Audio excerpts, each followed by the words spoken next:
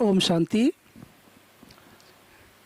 हम आज हमारे जीवन से संबंधित जो हमारे जीवन की अनेक समस्याएं हैं, हमारे उसका कारण है हमारे संकल्प, हमारे विचार। आज हम चर्चा करेंगे हमारे विचार कैसे हम उसे सकारात्मक बनाएं, श्रेष्ठ बनाएं, क्योंकि हमारा विचार हमारे जीवन को प्रभावित करता है। जैसा हम सोचते हैं हमारे ब्रेन के अंदर हाइपोथैलेमस पिट्यूटरी ग्लैंड उसी अनुसार न्यूरोकेमिकल्स हार्मोन्स अगर बनाते। यदि हम अच्छा सोचते तो हमारा जो पिट्यूटरी ग्लैंड है वो पॉजिटिव केमिकल बनाता है। अगर हम नेगेटिव सोचते तो वो नेगेटिव केमिकल बनाता है। ये हमारे ऊपर डिपेंड करता है कि हम अपने विचारों को कैसे उत्पन्न करें। I am the creator of my thoughts. तो ये जो मैं एक कॉन्शसनेस एनर्जी हूँ, मेरी कॉन्शसनेस ही वो बीज है, जड़ है, वो अवेयरनेस ही मेरे जीवन को प्रभावित कर रहा है। अगर मैं उसके बारे में स्वयं जागृत नहीं हूँ कि मैं कौन हूँ, तो मैं अपने विचारों को कंट्रोल नहीं कर सकता, समझ नहीं सकता, सकारात्मक नहीं बना सकता। तो चेतना जो कॉन्शसनेस एनर्जी है वो उसका भी कई स्तर है। जैसे मैं अभी ज्ञान सरोवर में हूँ और 3D डिपार्टमेंट में हूँ, मेरा नाम बिथिंद्र है और मैं इस शरीर में भ्रिकुटी के बीच में बैठा हूँ। ये जो एक सेल्फ अवेयरनेस है, ये सेल्फ अवेयरनेस के कारण मैं उसी अनुसार सोचता हूँ, व्यवहार करता हूँ। मेरे जीवन के चक्कर में सारी चीज़ें उसी अनुसार चल रहा है, मूव कर रहा है। अगर मैं इसके बारे में अवेयरनेस नहीं हूँ कि मैं कहाँ हूँ, मैं कौन हूँ, तो मेरे विचार मेरे कंट्रोल में आउट ऑफ ऑर्डर हो जाता है। नहीं कर सकते, हम अपने मन को कंट्रोल नहीं कर सकते। फिर तो कॉन्शसनेस जो चेतना है उसका 5 लेयर है, 5 स्तर है। ये डिपेंड करता है हमारे स्टेट ऑफ माइंड, हमारे मन में कैसा विचार चल रहा है, कैसा हमारे मन में चेतना है, किस स्तर में हम रह रहे हैं, विचार कर रहे हैं। तो अभी हम एक कॉन्शसनेस लेयर में है कि मैं जानता हूँ कि मैं कौन हूँ, मैं कहाँ हूँ, मैं क्या कर रहा हूँ। अवेयरनेस है, सेल्फ अवेयरनेस है। लेकिन जब मैं नींद करता हूँ तो मैं सबकॉन्शियस लेयर में चला जाता हूँ। जब हम निद्रावस्था में होते हैं तो हम अवचेतन, हमारा मन तब भी विचार चलता है हमारे मन में। लेकिन वो कैसा विचार चलता है? जैसा मेरा संस्कार होता है, पहले मैंने जो कर्म किया है वो सपने के रूप में भी आता है। अगर मेरे मेमोरी में, सबकॉन्शियस माइंड में, मेरे मेमोरी में अगर पॉजिटिविटी ज़्यादा है तो वो मेरे सपना भी पॉजिटिव रूप में आएगा। अगर नेगेटिव ज़्यादा है तो सपने में भी नेगेटिव ही दृश्य आएगा, सोच चलता रहता है। कि सपने में जो हमारा संकल्प जो चल रहा है वो संकल्प वो अंदर से आ रहा है निद्रा अवस्था में, जिसका मुझे पता भी नहीं है, लेकिन मैं फील भी करता हूँ उसे। क्योंकि जो भी हम संकल्प देख रहे हैं, विजुलाइज कर रहे हैं, हमारे मन में चल रहा है, उसे हम बुद्धि से विजुलाइज करते, उसको हम फील करते, चाहे हम निद्रा अवस्था में क्यों ना हो। तो ये सबकॉन्शियस माइंड जो हमारी मेमोरी है, जहाँ अनेक जन्मों का, हर कर्मों का एक एक सेकंड का रिकॉर्ड है, जिसे हम देख भी सकते हैं, उसका नाम है राजयोग मेडिटेशन। अब ये सबकॉन्शियस माइंड हुआ, लेकिन जब कोई एक्सीडेंट हो जाता है किसी को या कोई बीमारी होती है तो वो अनकॉन्शियस हो जाता है। ये एक अलग लेयर है। अनकॉन्शियस लेयर, अनकॉन्शियस स्टेज पर कोई विचार नहीं चलता, थॉट्स ब्लॉक हो जाता है। और डॉक्टर जो मशीन से चेक करते हैं और उनको देखते हैं कि इसके मन में कोई विचार नहीं चल रहा है, अनकॉन्शियस हो गया, थॉट्स ब्लॉक हो गया। अब ये जिंदा रहेगा कि नहीं रहेगा? शरीर, हार्ट चल रहा है, सब कुछ शरीर तो चल रहा है, लेकिन कोई थॉट्स नहीं चल रहा है। ब्रेन के अंदर कोई विचार नहीं चल रहा है, तो डॉक्टर्स कहते हैं ये अभी अनकॉन्शियस है, कोई संकल्प नहीं चल रहा है। हो सकता है शरीर से वो बाहर चला जाए, हो सकता है कि फिर से वो कॉन्शियस में आ जाए। अगर कॉन्शियस में आ जाता है, बॉडी ब्रेन सब ठीक है, बराबर चल रहा है, तो फिर वो कॉन्शियस में आ जाएगा। अगर बॉडी में कोई पार्ट्स डिफेक्टेड है, उसको रहने में दिक्कत हो रही है, हम शरीर में अपने को रहने में कोई परेशानी हो रही अगर, तो वो फिर वो मूव कर जाता है, आउट ऑफ बॉडी हो जाता है, जिसे हम डेथ कहते हैं। तो इस प्रकार जो कॉन्शियसनेस का जो अलग अलग लेयर है, किस लेयर में हम रह रहे हैं उसी अनुसार हमारे थॉट्स चलता है। या तो हमारा थॉट्स कैसा चल रहा है उस पर डिपेंड करके भी हमारा कॉन्शियसनेस लेयर बदल जाता है। जैसे एक गाड़ी में गियर होता है, तो गियर में अगर फर्स्ट गियर में हो तो गाड़ी का स्पीड ज़्यादा नहीं होता है, लेकिन वो चढ़ाई चढ़ जाता है। सेकेंड गियर में हो तो स्पीड बढ़ जाता है, थर्ड गियर में हो तो और स्पीड बढ़ जाता है, रिवर्स गियर में हो तो गाड़ी आगे नहीं पीछे चलता है। तो ये कॉन्शियसनेस भी हमारे लिए एक गियर का काम कर रहा है। पर एक हायर कॉन्शियस किसको कहेंगे हम? एक चौथा लेयर है। हमने 3 लेयर की बात की, अभी चौथा लेयर की बात कर रहे हैं हम, हायर कॉन्शियस। जैसे कोई साइंटिस्ट लोग बहुत गहराई से सोचते, एटॉमिक रिसर्च करते हैं, कोई इन्वेंशन करते, तो बहुत गहराई में चले जाते हैं वो तो। लेकिन वो भौतिक होने के कारण, अर्थात भौतिक चीज़ों के बारे में सोच रहे, तो भौतिक चीज़ों के बारे में सोचने के कारण उसकी थॉट हायर होता है, लेकिन वो फिर नेगेटिव दिशा में चले जाते हैं। क्योंकि हम किस चीज़ के बारे में सोच रहे हैं? भौतिक। क्योंकि भौतिक सोच हमारे सोच को नेगेटिव दिशा में ले जाता है। भौतिक माना ही भूत, जैसे भूत दूसरों को परेशान करता है, तंग करता है। तो हम जितना भी भौतिक सोच को गहराई में सोचते हैं, हायर कॉन्शियस कहते हैं, साइंटिस्ट लोग हैं बहुत, और एटम बम बनाया है, और वो एटम बम फिर विनाश का कारण बन गया, अर्थात वो नेगेटिव विनाशकारी हो गया। एटॉमिक रिसर्च, उसका हम पॉजिटिव यूज़ तो कर रहे हैं, एटॉमिक एनर्जी कि जहाँ हमारा ऑक्सीजन नहीं है, जहाँ पेट्रोल से हम रॉकेट में जा नहीं सकते, वहाँ पर एटॉमिक एनर्जी से हम पर जा सकते हैं, ये पॉजिटिव है।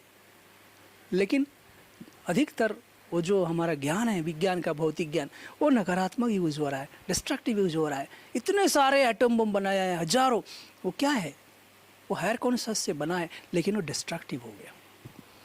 तो जितना हम हायर कॉन्शियस में जाते हैं, थॉट्स ज़्यादा नहीं होते, थॉट्स कम होता है, अर्थात हम कॉन्सेंट्रेट होते हैं, हमारा माइंड कॉन्सेंट्रेट हो जाता है, इसीलिए थॉट्स की क्वालिटी होते हैं, क्वांटिटी कम हो जाता है। अब हम जो अंतिम जो स्तर है कॉन्शियसनेस का, जो अंतिम लेयर है, उस सुपर कॉन्शियस हम कहेंगे। सुपर कॉन्शियस स्टेज में सिर्फ एक ही मन में विचार उत्पन्न होता है, रहता है कि मैं कौन हूँ, मैं कहाँ हूँ। अर्थात उस स्टेज पर कोई ज़्यादा विचार नहीं चल सकता, केवल कुछ 1 मिनट में 2-4 संकल्प उत्पन्न होता है, थॉट उत्पन्न होता है। तो वो बीजरूप स्थिति है कि मैं कौन हूँ और मैं कहाँ हूँ, इस स्थिति का नाम है सुपर कॉन्शियस स्टेज। तो सुपर कॉन्शियस स्टेज पर हम अपने अंदर गहराई में हम प्रवेश कर जाते हैं, और हमारे अंदर की जो भी नेगेटिविटी है उसे हम डिस्ट्रॉय कर सकते हैं। अर्थात हमारे अंदर जो बैड हैबिट्स है, अनेक प्रकार के अवगुण है, कमजोरी है, बुराई है, वो उसे हम जला करके ख़त्म कर देते हैं। उसको कहते हैं super conscious stage. Super conscious stage पे हम परमात्मा के नज़दीक, उसके पास में हम पहुंच जाते हैं, और उस कॉन्शियस, सुपर कॉन्शियस के कारण हम भगवान से वो सारी शक्तियों को कैच कर सकते हैं, और भगवान की सारी शक्ति जो हमारा पिता है, हाँ, उनसे सारी गुण, सारी शक्ति और सारे दिव्यता को प्राप्त कर लेते हैं। वो स्टेज है जहाँ हम अपने पास्ट, अपने फ्यूचर, अपने अतीत, हर तीनों कालों को, पास्ट प्रेजेंट फ्यूचर को हम देख सकते हैं। वो स्टेज है, हम दिव्य दृष्टि प्राप्त कर लेते हैं। वो स्टेज है जिससे हमारे अंदर के सारे अंधकार को हम मिटा देते हैं, सारे बुराइयों को, पाप को हम जला देते हैं। वो स्टेज है, सुपर कॉन्शियस स्टेज है, जिसमें सिर्फ हम एक चीज़ को देखते हैं कि मैं एक डिवाइन लाइट हूँ, मैं परमात्मा के सानिध्य में हूँ, मैं परमात्मा के साथ कंबाइंड रूप में हूँ। वो स्टेज है हमारा। ये योग का जो पराकाष्ठा है, ये अभ्यास करते करते करते करते हम उस स्टेज पर पहुंचते हैं और बहुत कम समय के लिए हम उस स्टेज पे पहुंच जाते हैं। हाँ, और अंतिम अवस्था होता है समाधि।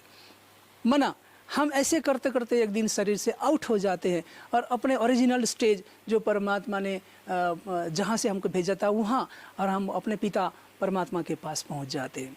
तो उसे सुपर कॉन्शियस स्टेज कहते हैं। अब हमें देखना है कि हम किस स्टेज पर हम रह रहे हैं, ना कॉन्शियसनेस के किस लेयर में रह रहे हैं। क्या हम सुपर कॉन्शियस में रहते, क्या हम हायर कॉन्शियस में रहते? हायर कॉन्शियस में केवल पॉजिटिव थॉट्स ही चलता है, हायर कॉन्शियस में नेगेटिव थॉट्स चलता ही नहीं है।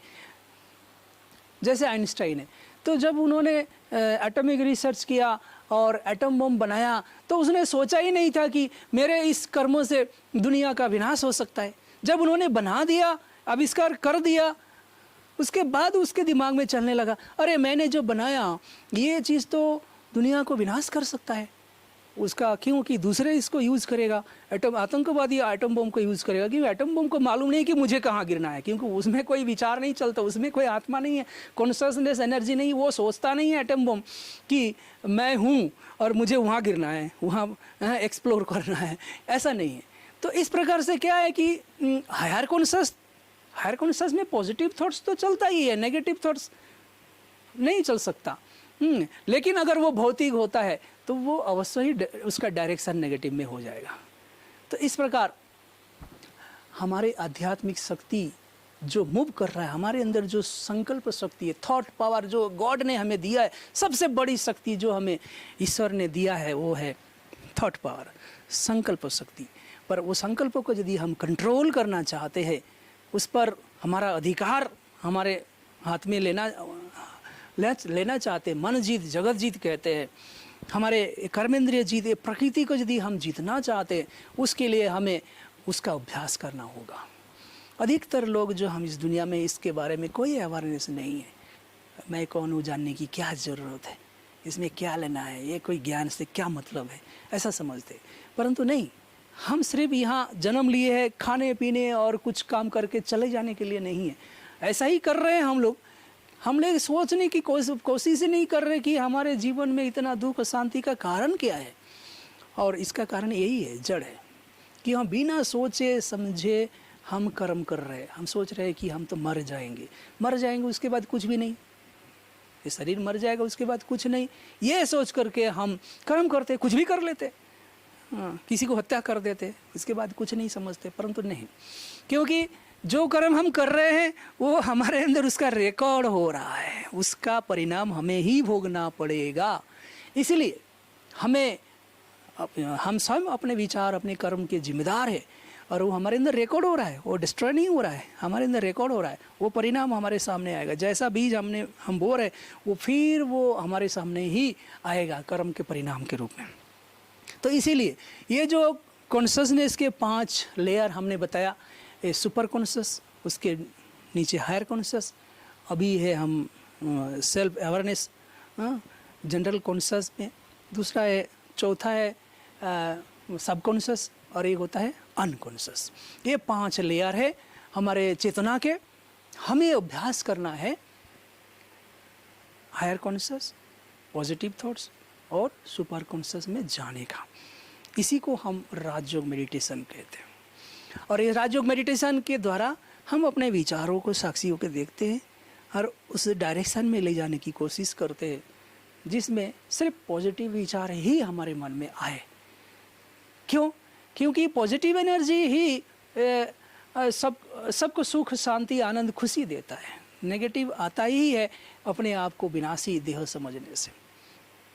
तो हम शरीर नहीं है, हम आत्मा है, हम एक दिव्य ज्योति है, एक डिवाइन लाइट है, ईश्वर का संतान है। यहाँ हम इस शरीर में आए हैं, जन्म लिए हैं, मस्तिष्क में अंदर बैठे हैं, अभिनय करने, खेलने के लिए आए हैं। ये शरीर छोड़ के हम अपने कर्मों और कर्मों का रिकॉर्ड हमारे साथ में लेकर के हम अगला शरीर में चले जाते हैं अभिनय करने के लिए। ये जो प्रोसेस है ये एक इटर्नल प्रोसेस है, क्योंकि मैं मरता नहीं हूँ, मैं अमर हूँ, eternal part of this universe. और ये शरीर के जो एक एक एटम में वो भी नहीं नष्ट हो जाता है, ये तो जला करके भस्म कर देते हैं, ये तो 5 तत्व में विलीन हो जाता है, लेकिन ये एटम फिर से घूम फिर करके एक बॉडी बनता है और हम आत्मा फिर से उस बॉडी के अंदर जा करके प्रवेश करते हैं। ये द लॉ ऑफ नेचर है। इस प्रकृति के इस सिद्धांतों को, लॉ को कोई ब्रेक नहीं कर सकता, क्योंकि किसी ने इस लॉ को बनाया नहीं है जो उसे ब्रेक करे। अर्थात प्रकृति के जो नियम है उस नियम को हम तोड़ नहीं सकते। और हम इस शरीर के अंदर आने और जाने का जो हमारा जो एक पार्ट है जिसे हम ब्रेक नहीं कर सकते, कंट्रोल जरूर कर सकते हैं लेकिन हम उसे रोक नहीं सकते। हम कंट्रोल करें तो सुखी और कंट्रोल न करें तो हम दुखी। बाकी इस धरती पर आना, जन्म लेना, शरीर छोड़ना और एक शरीर में जाना, ये जो लॉ ऑफ नेचर है, ये जन्म मरण का जो नियम है, हमारा प्रकृति के साथ जो अटूट रिश्ता है, बंधन है, जिसे हमें कोई इससे छुटकारा दे नहीं सकता। अगर हम कुछ समय के लिए इस प्रकृति के बंधन से हम मुक्त होना चाहते हैं, अर्थात कुछ समय के लिए हम प्रकृति के इस जन्म मरण से बाहर जाना चाहते हैं, वो तो हमें परम धाम में जाना होगा, वहाँ जाके परमात्मा के पास रेस्ट करना होगा। लेकिन फिर से हमारे अंदर जो हमने कर्मों का रिकॉर्ड भरा है उसे हमें फिर से अभिनय करने के लिए इस धरती पर हमें आना ही पड़ेगा। इसीलिए परमानेंट मोक्ष तो किसी को मिल ही नहीं सकता। कुछ समय के लिए अगर हम रेस्ट करना चाहे तो परमात्मा के पास रेस्ट कर सकते हैं, जा करके बैठ सकते, फिर हमको आना पड़ेगा। क्यों आना है ये भी विचार है कि हमको कोई भेजता है क्या? ऐसा भी नहीं है कि ईश्वर ने, हमारे पिता ने हमें भेज दिया तो क्या दुखी होने के लिए, परेशान होने के लिए? नहीं। अगर हमारे पिता अगर हमको अमेरिका भेजता है तो हमें हमारी खुशी, हमारे जो है ना जीवन में कुछ प्राप्ति के लिए हमें भेजता है, ना कि वहाँ परेशान होने के लिए भेजते हैं। ऐसा नहीं है। तो हमारे पिता परमात्मा ने अगर हमें धरती पर भेजा है तो परेशान होने के लिए, लड़ने झगड़ने के लिए नहीं, हमको खेलने के लिए, सुख शांति आनंद में मौज करने के लिए भेजा है। तो अगर हम कहे भेजा है तो ये हमारी भावना है, लेकिन भेजता कोई किसी को नहीं है। हम आए हैं, पर क्यों आए हैं, इसके पीछे क्या कारण है, कौन सा लॉ है? द लॉ ऑफ स्पिरिचुअलिटी है। क्योंकि हम आत्मा जो एक लाइट है, हमारे अंदर जो मेमोरी है, सबकॉन्शियस माइंड है, जिसमें रिकॉर्ड है इस धरती पर आना, और रिकॉर्ड हमने स्वयं किया, बनाया है। हमें इसीलिए कोई भेजता नहीं है, हम स्वयं आ जाते हैं इस धरती पर। जब पहला जन्म हमारा होता है, हमें पता नहीं है कि हमको यहाँ आना है, लेकिन हम आ गए। क्यों आ गए? कौन सा आकर्षण है? Law of attraction. कौन सा लॉ है जो हमको खींच कर लाए इस धरती पर? हमारे इस शरीर का जो जन्म जिसने दिया है, पहला जन्म जिसने हमें दिया है, उसने भी हमको कोई बुलाया नहीं है, हमको कोई मतलब नाम से नहीं बुलाया कि तुम आ जाओ, कहीं से भी आ जाओ, ऐसा तो नहीं है। उन्होंने हमारे लिए एक शरीर बनाया, और हम उस हमारे जो माता पिता, शरीर का माता पिता, उससे हमारा एक लिंक है, कर्मों का एक लिंक है, अटूट रिश्ता है, ये इटर्नल रिलेशनशिप है, जिसके वजह से हम ना चाहते हुए भी ऊपर से परमात्मा पिता को छोड़ करके हम इस शरीर में, माँ के गर्भ में आ जाते हैं।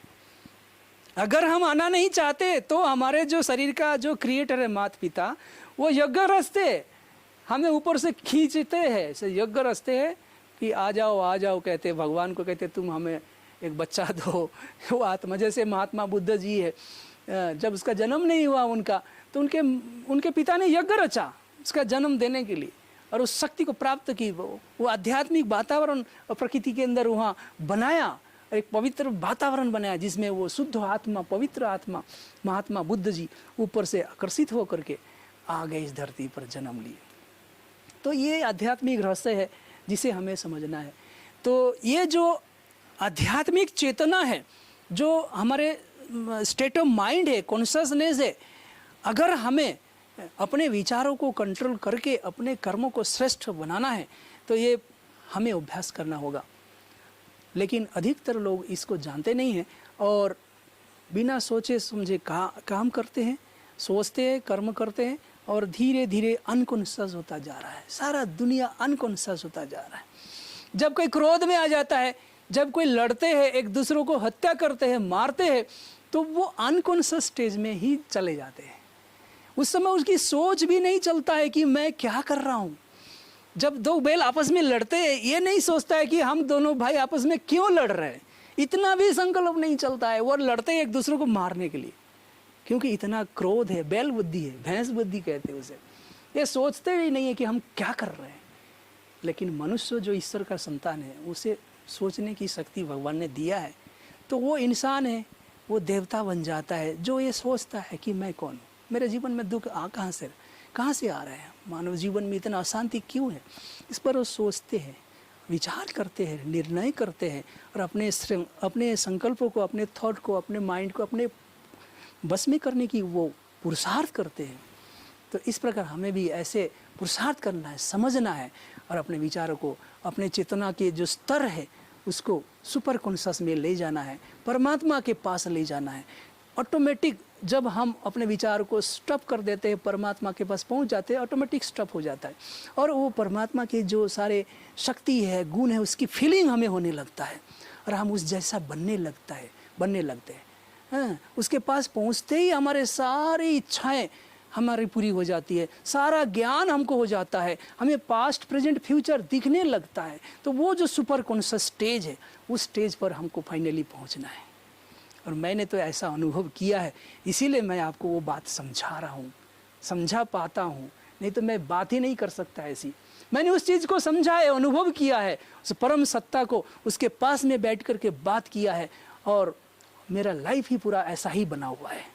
इसीलिए मैं सभी से अनुरोध करता हूँ कि मेडिटेशन के माध्यम से, राजयोग मेडिटेशन के अभ्यास से हम अपने विचारों को शुद्ध बनाएं, उच्च बनाएं और वहाँ से सुपर कॉन्शियस स्टेज अर्थात परमात्मा के पास जाके हम बैठे, अनुभव करें, वो अनहद नाद को हम सुने, फील करें और हम उस जैसा सन सोज फादर कहते हैं ना, पिता परमात्मा जैसा है मैं अपने आप को ऐसा बनाऊं, ऐसे अपने जीवन को बनाऊं और इस संसार का मैं कल्याण करूं, सबको मेरे से शांति मिले, सबको मेरे से खुशी, आनंद, प्रेम, स्नेह, सत्कार, आदर सब मिले, जो भगवान से लोग चाहते मेरे से वो अनुभव लोगों को हो।